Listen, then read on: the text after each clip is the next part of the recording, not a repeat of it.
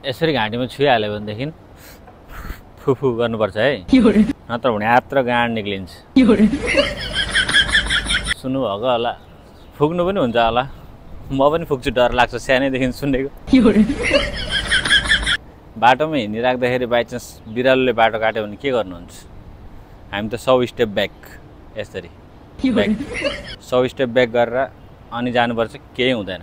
नत्र भने त केही न केही अनहोनी हुन्छै हुन्छ, घटना हुन्छ, मान्नुहुन्छ होला। सानैदेखि सुनेको, म त मान्छु। बुहारीले केही काम पाएन भनेदेखि गुन्द्रुकको मिस्त्री लाउनुपर्छ। बेरोजगार धेरै छ क्या देशमा, के न के त काम गर्नु पर्यो नि त। बुहारी त्यसै बसेको देखिसक्दैन, अनि गुन्द्रुकको मिस्त्री लाउँछन् हाम्रो देशमा। अनि तपाईँलाई थाहा छ, कतै हिँड्नु आँटेको बेलामा खाली काँक्रो देख्यो भने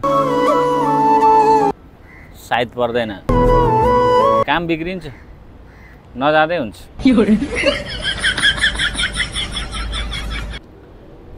आजभोलि त्यही भएर पाइप सिस्टम छ के पानी, त्यो सायद बिग्रिन्छ भनेर पाइपले सिधै घरमा धरेर झर्छ पानी, सायदै बिग्रिँदैन। पहिला अब पँधेरी कहाँ होइन, टाढा टाढा हुन्थ्यो, लिनु जानु पर्यो गाग्रीमा। अहिले त गाग्रीमा लिनु जानै पर्दैन, ढुक्क छ, घरमै पाइपमा पानी आइपुगेको छ। त्यही भएर हो होला क्या, पाइपमा घरमै पानी ल्याइदिएको। आप कहाँ थे ज्ञानी बाबा?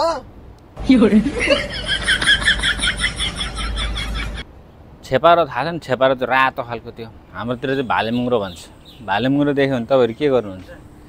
हामी त गरेको सुन्छौँ कि कस्तो पो गर्थ्यो, त्यस्तै होला, त्यस्तै कस्तो गर्थ्यौँ। त्यसले खुन खान्छ अरे के, परैबाट खुन तानिदिन्छ अरे तपाईँको भन्थ्यो। अनि यस्तो गर्नुपर्छ जिउमा थु गरेपछि चाहिँ अब हाम्रो गन्दा हुन्छ नि त, अनि गन्दा भएपछि त्यसले हाम्रो खुन तान्दैन अरे। नत्र पराइदेखि त रातो त्यो रङ फेर्छ नि, त्यो रातो भएको चाहिँ हाम्रो खुन तानेको अरे, स्वाटै खुन तानिदिन्थ्यो त्यस्तो हुन्थ्यो।